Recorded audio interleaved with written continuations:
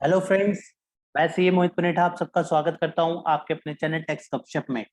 आज के इस वीडियो में हम डिस्कशन करेंगे कुछ ऐसे पॉइंट्स के बारे में, कुछ ऐसी क्वेरीज के बारे में जो कि रिकरिंग बेसिस पे काफी बार जो है अराइज हो रही है। सबसे पहले जो हम बात करेंगे वो ई वे बिल पोर्टल के बारे में बात करेंगे, जहां पे कई केसेस में जो है ई वे बिल को ब्लॉक कर दिया गया है। ई वे बिल के पोर्टल में जो है ब्लॉकिंग कर दी गई है। उसके पीछे जो रीजनिंग है वो कहीं ना कहीं जो कि हमारे को पहले हमारा जो रूल बनता था, जहां पे हमें फिर 2 महीने की प्रीवियस रिटर्न्स के बाद अगर हम 2 महीने की रिटर्न्स फाइल नहीं होंगी एज पर रूल 138E सब रूल ए एंड बी, तो वहां पे उस केसेस में क्या रहेगा, वहां पे जो है ई वे बिल को ब्लॉक कर दिया जाएगा। इसको कई टाइम के लिए जो है कोविड की वजह से जो है इसको पेंडेमिक सिचुएशन की वजह से जो है इसको टेम्परेरी सस्पेंड कर दिया गया था, और वहां पे ई वे बिल को जो है ई वे बिल की ब्लॉकिंग नहीं हो रही थी। ई वे बिल अगर आपने रिटर्न फाइल नहीं करी है तो भी ई वे बिल ब्लॉक नहीं हो रहा था। लेकिन अब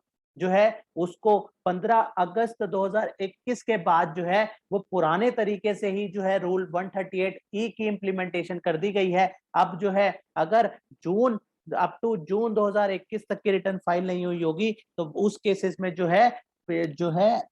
ई वे बिल को ब्लॉक कर दिया जाएगा। राइट, इसके लिए जो है आपके सामने शेयर करी है स्क्रीन में advisory for the tax payer regarding blocking of E way bill,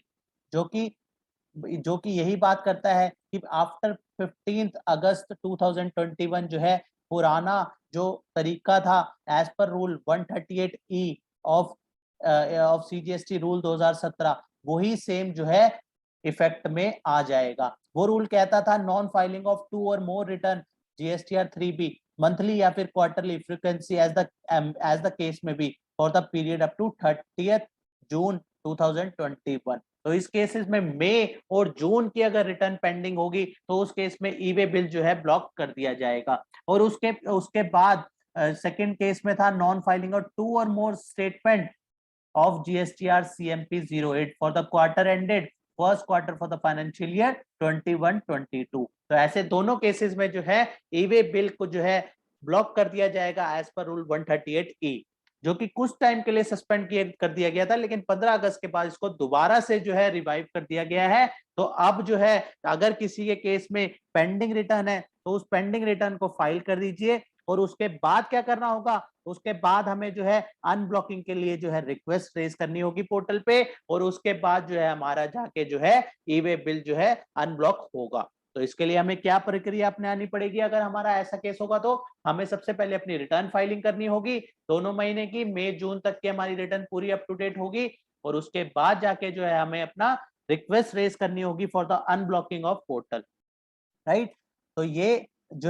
ये एडवाइजरी जो है मैंने आपके साथ शेयर भी करी है, न्यूज एंड अपडेट सेक्शन में इसको डाल दिया गया है। इसके बाद अगर हम सेकंड पॉइंट में मूव करते हैं जो कि काफी ज्यादा जो है चर्चित में रहता है, क्या एग्रीगेट टर्नओवर की जो फैसिलिटी जो है अब पोर्टल में डाली गई है उसके रिगार्डिंग क्या स्मॉल टैक्स पेयर को, या अगर हम कहें ये कि कंपोजिट टैक्स पेयर को, क्या इससे कुछ दिक्कत हो सकती है। तो इसके रिगार्डिंग जो है updation of annual aggregate turnover by the tax payer, जो कि हम फंक्शनैलिटी देखते हैं यहाँ पे फंक्शनैलिटी इसको एनेबल कर दी गई है। जब भी हम लॉगिन करते हैं उसके बाद लास्ट में view turnover detail for the finance, तो यहाँ पे इसके रिगार्डिंग एडवाइजरी भी डाली गई है। और फाइनेंशियल ईयर वाइज यहाँ पे जो है फाइनेंशियल ईयर 1920 में तो यहाँ पे ये दिया गया था कि टर्नओवर जो है अप टू 5 करोड़ है या बिलो 5 करोड़ है, लेकिन हम फाइनेंशियल ईयर 2021 की बात करें तो वहां पे हमें टर्नओवर मिलती है एस्टिमेटेड बेसिस पे, और हमें मिलती है based on the return filing basis पे। एग्रीगेट टर्नओवर पैन बेस्ड भी मिलती है और टर्नओवर इंडिविजुअल वाइज भी मिलती है एज पर जीएसटीएन।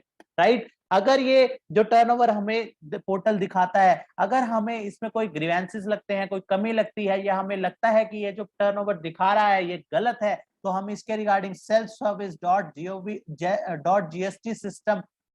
.in में जो है हम अपनी ग्रीवेंसेस रेज कर सकते हैं, और वहां पे ग्रीवेंसेस डाल के हम वहां पे दे सकते हैं कि हमारी टर्नओवर जो है ये जो है ये बनती है, लेकिन पोर्टल में जो है हमारी टर्नओवर डिफरेंट शो कर रहा है। और यहाँ पे रेड में मार्क भी हो रहा है कि ये जो वैल्यू है ये वैल्यू एज ऑन 26 जून 2021 है, जो कि वैल्यू जो है डायनेमिकली अपडेट होती रहेगी जैसे ही रिटर्न फाइल होती जाएगी, ये बात भी यहाँ पे बता दी गई है। और aggregate turnover is updated dynamically based on the filing done by the all GSTN under pan, क्योंकि जो ये नीचे वाला टैन है ये पैन बेस पे टर्नओवर बता रहा है, और जो ऊपर वाला जो है वो इंडिविजुअल जीएसटीएन वाइज जो है वो बता रहा है, जिसका लॉगिन हुआ होगा उसकी टर्नओवर वहां पे एस्टिमेटेड और based on return filing show करेगा। और एग्रीगेट टर्नओवर पे वो पूरी पैन बेस्ड, अगर किसी पैन पे 5 जीएसटीएन रजिस्ट्रेशन है तो यहाँ पे पूरे के पूरे पांचों की एग्रीगेट टर्नओवर जो है वो यहाँ पे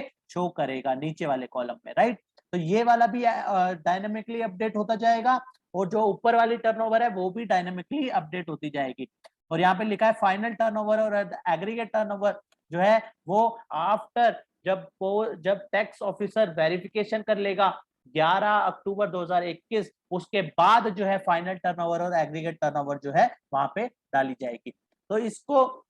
जो है हमें ध्यान में रखना है। इसके रिगार्डिंग एडवाइजरी भी इशू करी गई है कि किस तरीके से जो है या हम इसको अपडेट कर सकते हैं, और उसमें यह भी बताया गया है कि इसको अगर हम अपडेट करना चाहते हैं तो यहाँ पे जो है महीने में से 2 बार जो है हम अपडेट कर सकते हैं, महीने में हम 2 बार इसको अपडेट कर सकते हैं। और अगर हमारी को लगता है कि टर्नओवर गलत है तो हम इसके रिगार्डिंग जो है हम ग्रीवेंसेस भी रेज कर सकते हैं। और यहाँ पे फर्क क्या है एस्टिमेटेड और बेस्ड ऑन रिटर्न फाइलिंग में, बेसिकली यहाँ पे जो कैलकुलेशन है, अगर हमने रिटर्न अपनी फाइल प्रॉपर, अगर हमने up to date return file नहीं करी होगी तो वो एस्टिमेटेड बेसिस पे जो है कैलकुलेशन कर लेगा, और उसके लिए मेथोडोलॉजी भी दी गई है यहाँ पे दी गई है, यहाँ पे जहाँ पे लिखा है click here to know turnover calculation methodology. तो यहाँ पे ये मेथोडोलॉजी बताई गई है कि किस तरीके से एस्टिमेटेड टर्नओवर जो है कैलकुलेट पोर्टल अपने आप कर लेगा, और उसका जो टर्नओवर का तरीका बताया गया है वहां पे sum of the taxable value into number of 3B liable to be filed divide by 3B filed. तो इस तरीके से जो है एस्टिमेटेड बेसिस पे पोर्टल जो है अपने आप कैलकुलेट कर लेगा कि कितनी टर्नओवर हम होनी चाहिए और कितनी टर्नओवर जो है डिक्लेयर अभी तक की रिटर्न फाइलिंग करी है कि कितनी रिटर्न फाइल हो चुकी है, उसके हिसाब से क्या टर्नओवर है और कितनी टर्नओवर होनी चाहिए। तो वहां पे तो उसके अकॉर्डिंग जो है वहां पे जो है वो एस्टिमेटेड टर्नओवर हमारी निकाल देगा। तो इसको मैं अगर हम एग्जांपल से समझे तो मान लेते हैं हमारा पूरे साल जो है हमारी रजिस्ट्रेशन रही 12 के 12 मंथ्स हमारी रजिस्ट्रेशन रही, लेकिन हमने 10 में से अभी सिर्फ जो है 10 मंथ्स की जो है रिटर्न फाइल करी है, और 2 महीने की हमने रिटर्न फाइल नहीं करी है। 2 महीने की हमारी जो है रिटर्न पेंडिंग है, ये हमारी रिटर्न जो है पेंडिंग है, और ये वाली रिटर्न जो है हमारी फाइल्ड है। तो उस केसेस में जो है जो टर्नओवर अभी हमने एक्चुअल वाले कॉलम में देखी वो तो वो 10 महीने की दिखा देगा, राइट। सपोज करते हैं कि हमारी 10 महीने की टर्नओवर जो है हमारी बनती थी 10 लाख रुपए, 10 लाख रुपए हमारी 10 महीने की बनती थी, तो वहां पे वो एक्चुअल रिटर्न फाइलिंग के अंदर जो टर्नओवर दिखाएगा वो 10 लाख दिखाएगा, और साथ में ही जो पहले वहां पे लिखा हुआ था एस्टिमेटेड, तो वहां पे एस्टिमेटेड वाले कॉलम में वो कैलकुलेशन कर लेगा इसके अकॉर्डिंग, और वहां पे जो है वो टर्नओवर दिखाएगा यहाँ पे 10 लाख, इसको डिवाइडेड कर देगा 10, और कितनी नंबर ऑफ रिटर्न फाइल होनी चाहिए 12, तो यहाँ पे एस्टिमेटेड पे वो वैल्यू दिखा देगा 12 लाख। ये 12 लाख आपकी जो है अकॉर्डिंगली टर्नओवर बनती है, लेकिन आपने रिटर्न जो है 10 फाइल करी है तो 10 जो है एक्चुअल में आ गया और एस्टिमेटेड में 12 आ गया। तो इस तरीके से जो है हमारी टर्नओवर बड़ी भी हो सकती है, हो सकता है यहाँ पे हमारी टर्नओवर ऑलरेडी जो है 1.30 करोड़ हो जाए, जो हमने डिक्लेयर कर चुके हैं, लेकिन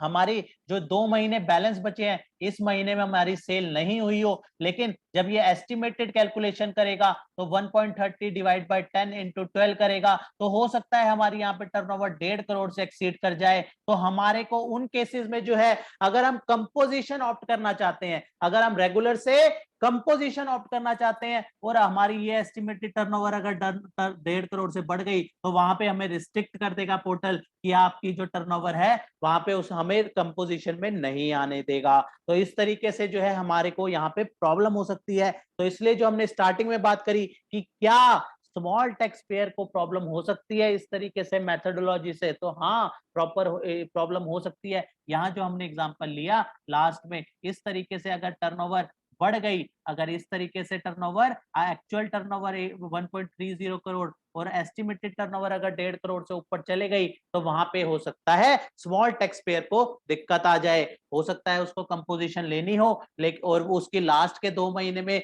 जो है 20 लाख से ऊपर टर्नओवर ना जा रही हो, वो एलिजिबल हो कंपोजिशन के लिए, लेकिन इस कैलकुलेशन के हिसाब से वो ऑप्ट नहीं कर पाएगा। तो इसलिए जो है यहाँ पे अगर कोई पेंडिंग रिटर्न्स है तो उसको फाइल कर देनी चाहिए,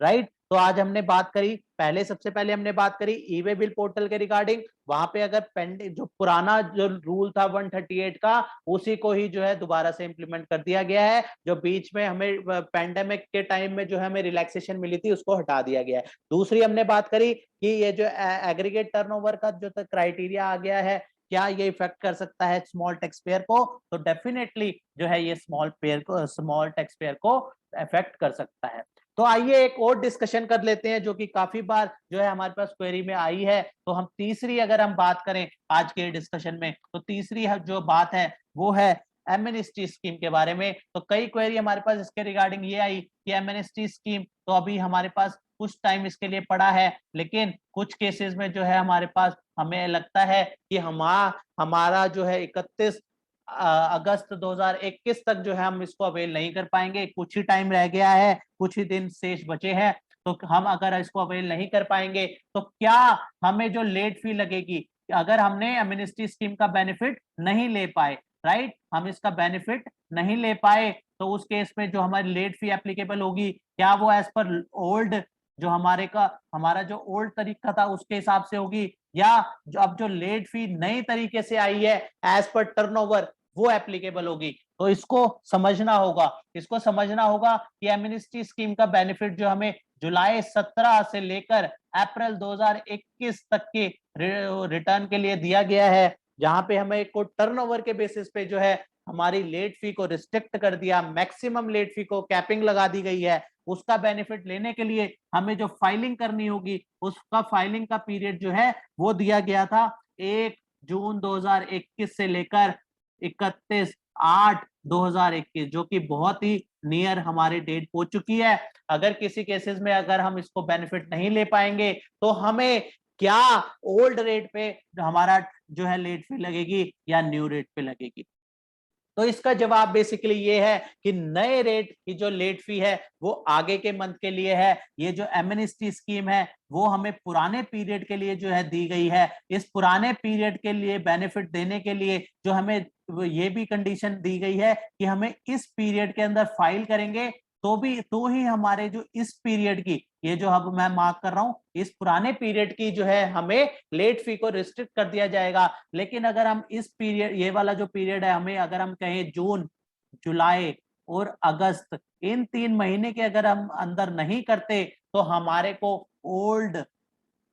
ओल्ड वाली जो लेट फी है वो ही एप्लीकेबल रहेगी। जो हमारी लेट जो है मैक्सिमम हमारी जो बेसिकली 10+10 पर डे, जो हम कहें 20 रुपीज पर डे, या फिर 25+25 कहें 50 रुपीज पर डे, और मैक्सिमम कैपिंग जो है हमारी 10,000 की उस केस में ही रहेगी। तो इसमें जो हमारे को जो नया जो सिस्टम आया है टर्नओवर के हिसाब से, जो कैपिंग को रिड्यूस कर दिया गया है 2,000, 5,000, 500 और 10,000 पे, तो वो हमारे ऊपर एप्लीकेबल नहीं होगी अगर हम एमनेस्टी स्कीम का बेनिफिट नहीं ले पाए। हमारे ऊपर पुरानी लेट फी, जो पुराना प्रोविजन था लेट फी का, वो ही रहेगा। तो हमने आज की इस वीडियो में डिस्कशन करी सबसे पहले ई वे बिल के बारे में, राइट। ई वे बिल में हमें मई और जून की जो है रिटर्न फाइल करनी है, साथ ही साथ अब हमारा जो है टाइम पीरियड जुलाई के रिटर्न का भी आ गया है, तो हमारे को जुलाई की रिटर्न भी फाइल करनी होगी, ताकि हमारे को ई वे बिल जो है हमारा पोर्टल रिस्ट्रिक्ट ना हो। दूसरी हमने बात करी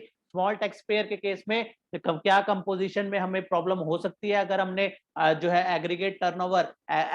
एनुअल टर्नओवर के हिसाब से जो है अपनी रिटर्न फाइल नहीं करी। तो हाँ, बेशक हो सकती है, हमने उसको डिटेल में डिस्कस किया। लास्ट में हमने बात करी एमनेस्टी स्कीम की। तो एमनेस्टी स्कीम ये टाइम पीरियड 31 अगस्त निकल जाने के बाद क्या हमें पुराने लॉ के हिसाब से ही लेट फी लगेगी? तो बिल्कुल पुराने तरीके के हिसाब से ही हमारे ऊपर लेट फी लगेगी। तो आज की इस डिस्कशन को यही क्लोज करते हैं, मिलते हैं फिर नेक्स्ट वीडियो में नेक्स्ट टॉपिक के साथ। टिल देन बाय बाय, जय हिंद, जय भारत।